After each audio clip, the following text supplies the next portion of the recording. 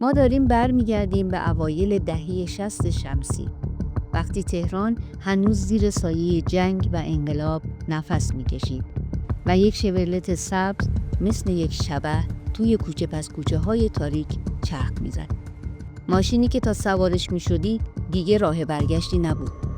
نامش شد کابوس تهران و رانندش مجید سالک محمودی، مردی که با طناب سفید امضا میذاشت و با خودکشی در زندان اوین لبش رو برای همیشه دوخت.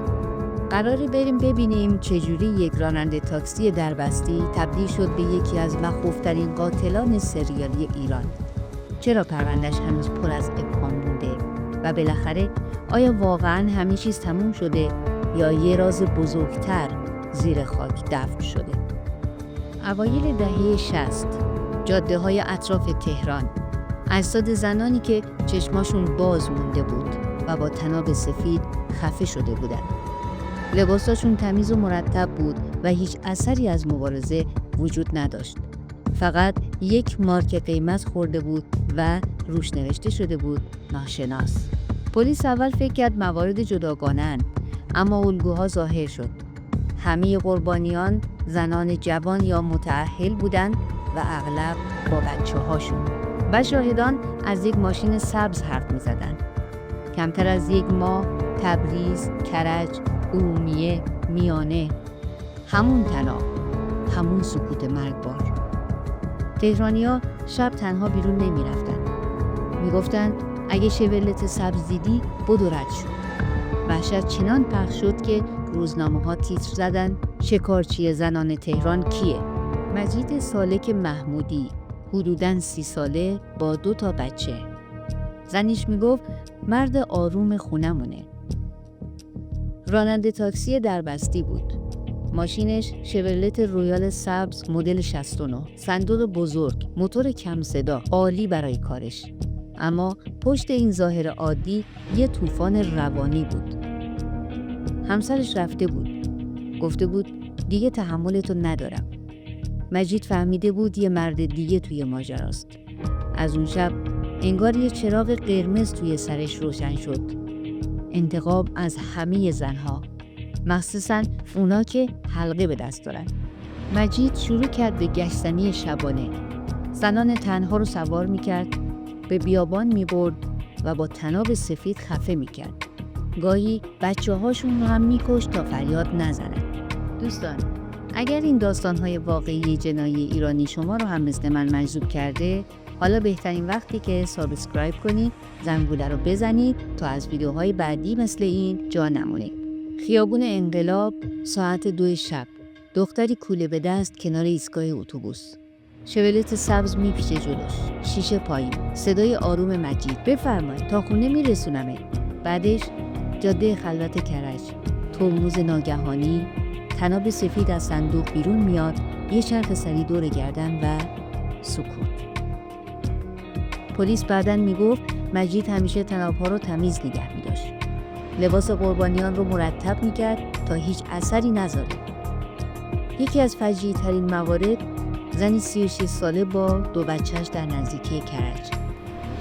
مجید اول بچه‌ها رو با طناب خفه کرد تا نتونن فریاد بزنن. بعد مادر رو پس از تجاوز کشت و اجساد رو در بیابان رها کرد. و یک مورد دیگه، 3 زن جوان در جاده قزوین، همشون متأهل و با حلقه دست. مجید اونا رو جدا جدا سوار کرد، به مکان خلوت برد و اجسادشون رو کنار هم دفن کرد تا پلیس گیج بشه. اعترافاتش نشون میداد 49 قتل رو پذیرفته، اما پلیس حدس میزد بیش از 100 تا باشه. از تبریز تا اردبیل همه جا رد پاش بود. پلیس تحت فشار رسانه‌ها و خانواده‌ها تیم ویژه‌ای تشکیل داد. کاراگاهان شبانه روزی الگوها رو بررسی کردند. ماشین سبز، طناب سفید، قربانیان زنان متأهل. شاهدان کلیدی ظاهر شدند. یکی گفت ماشین رو نزدیک میدان بهارستان دیده. یکی دیگه شماره پلاک رو یادداشت کرد. پلیس ردگیری کرد. گشت‌های مخفی گذاشت و بالاخره در 19 خرداد 1364 در میدان بهارستان شورلت سبز رو محاصره کردند. مجید سعی کرد فرار کنه. مامورا در صندوق رو باز کردن. 5 تا تناب سفید نو، چند روسری زنونه، یه دفترچه با آدرس‌های خط خورده قربانیان. مجید با خونسردی دستا رو بالا برد. اما وقتی پرسیدن چرا، فقط گفت چون دیگه نمیخواستم روی زمین باشم. بازپرس پرونده بعداً گفت این مرد بیشتر از اینا میدونست، اما سکوت کرد. مجید به 49 قتل اعتراف کرد. جزئیات هولناک رو تعریف کرد.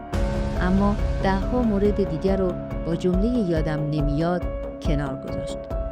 پلیس با اکیپ همراهش به شهرها رفت تا اجساد دفن شده رو پیدا کنه.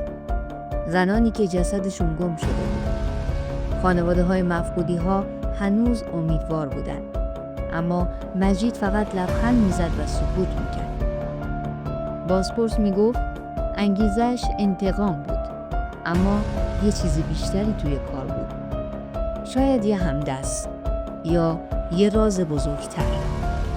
8 خرداد 1365 زندان اوین، سلول انفرادی. نگهبان در رو باز کرد. مجید آویزون از پنجره با همون تناب سفید دور گردنش. روی دیوار با مداد قرمز نوشته دیگه حرفی ندارم، شما حرف بزنید. خودکشی پیش از محاکمه پرونده رو برای همیشه ناقص گذاشت. بعضی شبها هنوز توی کوچه های بهارستان شایعه هایی از ماشین سبز میپیچه. پرونده 235/62 توی بایگانی خاک میخوره با جلد محرمانه تا اطلاع ثانوی. خانواده ها میگن شاید همدست داشته، شاید زنده باشه. حالا شما هم توی این ماجرایی. به نظرتون مجید واقعا تنها بود یا یه راز بزرگتر زیر خاک مونده؟ اگه اون شب توی زندان خودشو نکشته بود، چه حرفایی ممکن بود بیرون بریزه؟ کامنت ها رو پر کنید، نظراتتون رو بنویسید، چون این داستان هنوز تمام نشده، فقط خوابیده.